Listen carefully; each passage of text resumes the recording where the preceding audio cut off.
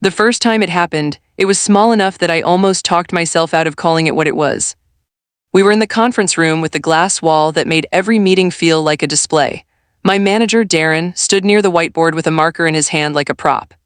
He didn't look at me when he started the weekly update. He looked at everyone else. "Before we begin," he said, "I want to clear up a misunderstanding about the client report." He paused in a way that pulled attention, the way people do when they want silence to feel like agreement. "I've been getting inconsistent numbers," he continued, tapping the paper in his hand, "and I don't have time for guesswork." Then he finally turned toward me, not fully, just enough. "Next time," he said, "if you're not sure how to calculate something, ask. Don't submit work that makes us look careless." The room stayed very still. I felt heat move into my face, the kind that doesn't come from anger but from being put on the spot with nowhere to place your eyes. I could hear the faint hum of the projector and someone shifting in their chair. My mouth opened for a second because I knew the report. I had built it from the ground up. I had asked for the final numbers from finance 3 days in a row, and each time they said, "We'll send it by end of day." The numbers Darren had were the old ones, an earlier export. Before a correction. But the moment felt designed, not accidental. If I spoke, I would be defensive. If I stayed quiet, it would be accepting feedback. So I did the third thing people don't notice until later. I looked at my notes. I wrote down his sentence exactly as he said it, and I nodded once like I was receiving information, not a verdict. After the meeting, 2 coworkers avoided my eyes in the hallway. One gave me a tight, sympathetic half-smile and said, "Rough," in a whisper that tried to be kind but still confirmed what everyone had just watched. I returned to my desk and opened the report again. My cursor hovered over the cells and I felt something in my chest tighten. Not fear, not sadness, something more specific. A pressure that said, "This will happen again." It did. Not the same words, but the same shape. Over the next few months, my tasks increased and my visibility decreased. Darren had a way of assigning me the work that had risk and complexity, then presenting the results as a team win without my name attached. If something went well, it was our process. If something went wrong, it was a learning moment with my face quietly attached to it. When the new hire, Lee, started, Darren introduced her to the team with warmth I had never received. "She's going to help us bring some polish to our client communications," he said, his voice carrying. "We need that." I didn't mind Lee. She was smart and careful, and she asked me questions politely. But I noticed how Darren positioned her, how he would pull her into meetings I had been leading for months and ask her for her opinion on topics she hadn't touched. "What do you think, Lee?" he would say, as if the room needed someone new to validate what I had already said. Then he would glance at me with a controlled smile. "See?" he'd add. Fresh eyes? At first, I tried to solve it with effort. I stayed later. I wrote clearer documentation. I followed up in email so decisions were recorded. I assumed, like many people do, that if you are consistent and professional enough, unfairness will eventually run out of oxygen. But unfairness doesn't run out. It adapts. One Tuesday, Darren forwarded a client email to the whole department. The subject line read, "Concerns." He added one sentence above it, "We need to discuss why this went out." My stomach dropped before I opened it. And when I did, I saw my name in the client's greeting, because I had been the sender. The client wrote, politely but clearly, that the timeline in the deck didn't match what had been agreed in the call. Darren called me into his office 10 minutes later. His door was open, which meant it wasn't just a conversation, it was a message. He held the printed email like evidence. "Can you explain this?" he asked. "Yes," I said, keeping my tone steady. "In the call on Friday, you asked me to adjust the timeline to reflect the updated scope. I did that and I sent you the deck for approval. You replied, 'Looks fine.'" Send, he blinked just once, the way people do when they are deciding whether to acknowledge a fact. "That's not how I remember it," he said. I didn't argue, I didn't raise my voice. I simply turned my laptop toward him and opened the email thread. There it was, his message, his words. A quiet silence moved into the room. He stared at the screen for a moment too long. Then he leaned back and let out a short breath like he had been inconvenienced. "Well," he said, "the point is we need to be more careful." "You should have flagged it." I watched his mind shift, the responsibility like a cup moved from one side of a table to another. "Okay," I said, and I didn't say anything else. When I left his office, I noticed my hands were steady. That was new. I expected shaking. I expected adrenaline, but what I felt was a clear line forming inside me like something deciding. That night, I didn't vent to friends. I didn't post vague quotes online. I didn't rehearse comebacks in the shower. I opened a folder on my computer and named it something boring, projects. Inside it, I created subfolders by month. Then I started saving everything, not because I wanted revenge. Not because I wanted drama, because I wanted reality to stay intact. I saved timelines, approval emails, meeting notes, calendar invites, versions of decks with timestamps. Slack messages where Darren gave directions and later denied them. At first, it felt excessive, then it started to feel like breathing. The unfair treatment continued, but now I was watching it as data, not as a personal storm. Quarterly reviews came, and my performance rating dropped from exceeds expectations to meets expectations, despite my workload doubling. Darren slid the paper across his desk, his voice smooth. "You're doing good work," he said, "but you're not demonstrating leadership."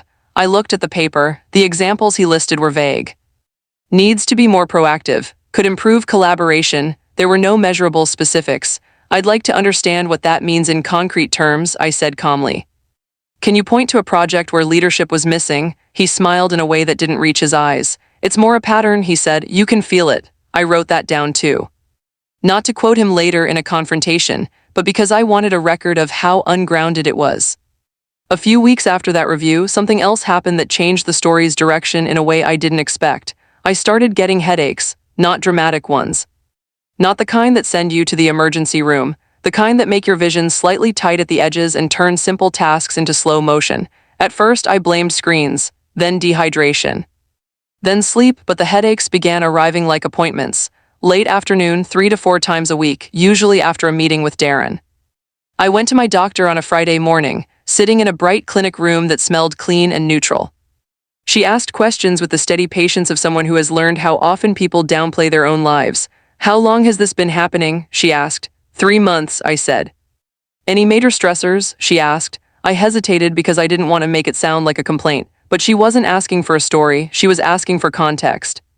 "My workplace has been difficult," I said. "I'm managing, but it's consistent." She checked my blood pressure. It was higher than my normal. She didn't dramatize it. She didn't say, "You need to quit." She just said, "Your body is responding to something. We should take that seriously." She ordered some basic tests to rule out physical causes. Everything came back normal.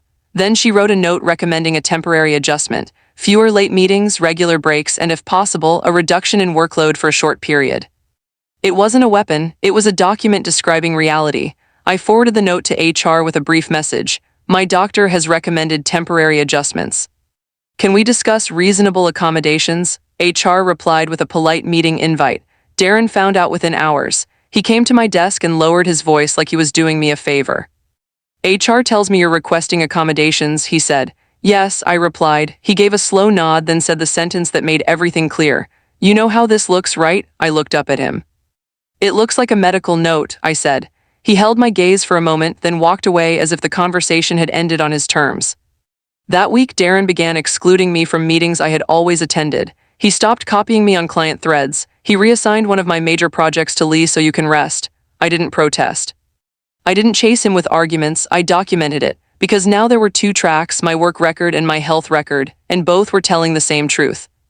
The next public humiliation came in a larger room.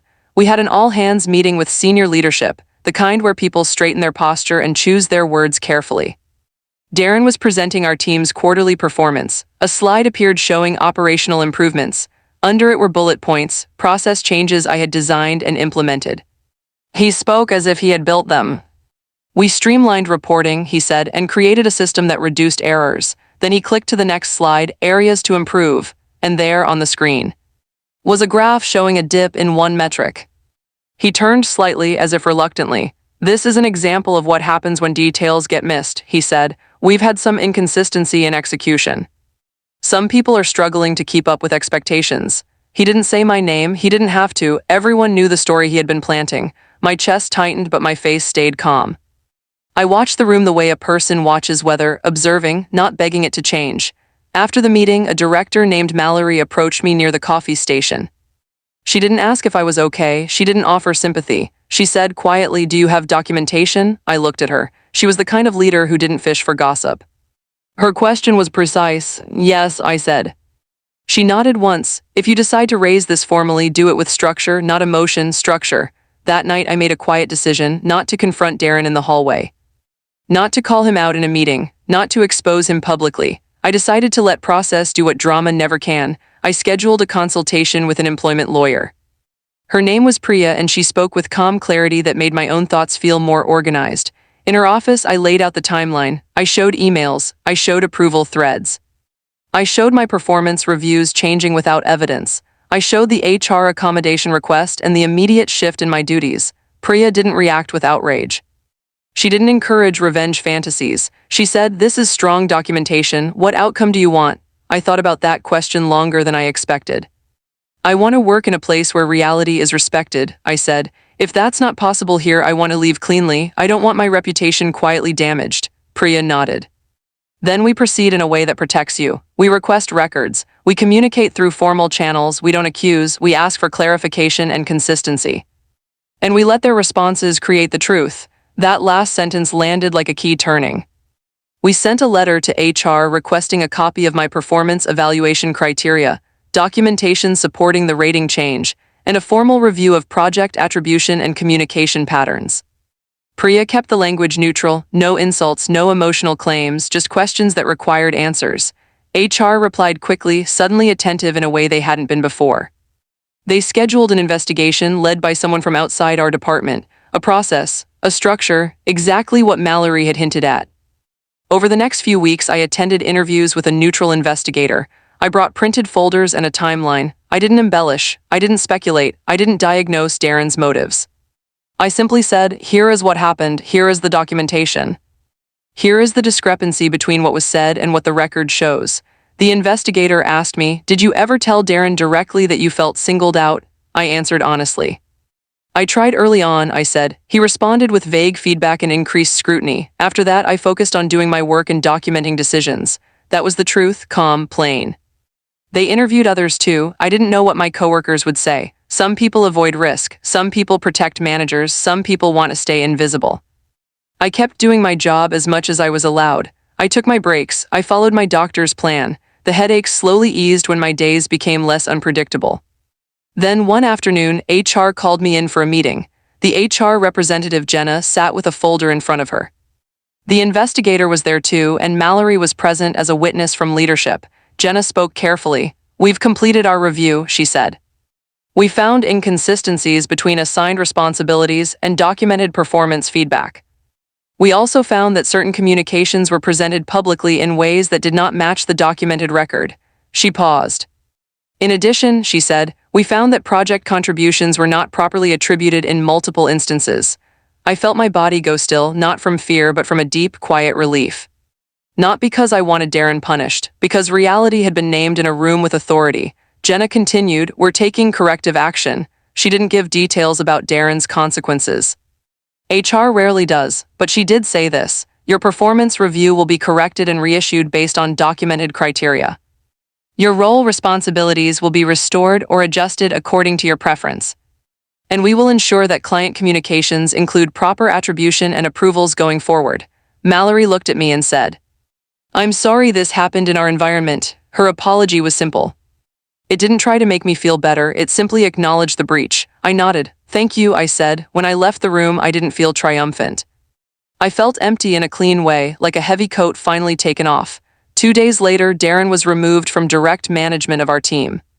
The announcement was framed as a restructure, the kind companies do to save face. He didn't speak to me after that. He walked past my desk once and looked through me, as if I had become a piece of furniture he didn't remember buying.